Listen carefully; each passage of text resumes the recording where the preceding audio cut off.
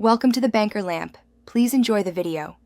In this video, I will show how to make a medium box with paper. First, gather your materials. You'll need a single sheet of square paper, ideally at least 8 by 8 inches for a good size box. Make sure the paper is sturdy enough to maintain its structure.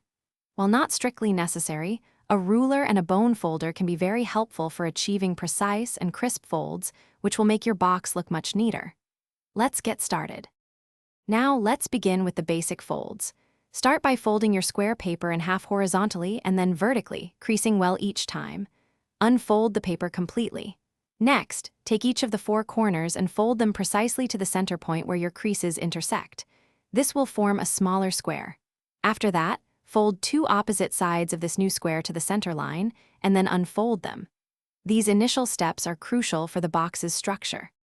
With your paper still having the corners folded to the center, unfold only the 2 opposite sides you just folded in the previous step.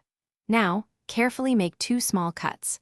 Cut along the creases from the edge of the paper up to the first fold line on both of the unfolded sides. These cuts will allow you to manipulate the paper. Fold the cut sections inward, which will start to lift and form the initial walls of your box. You're almost there. To complete your paper box, take the remaining 2 sides and fold them upwards.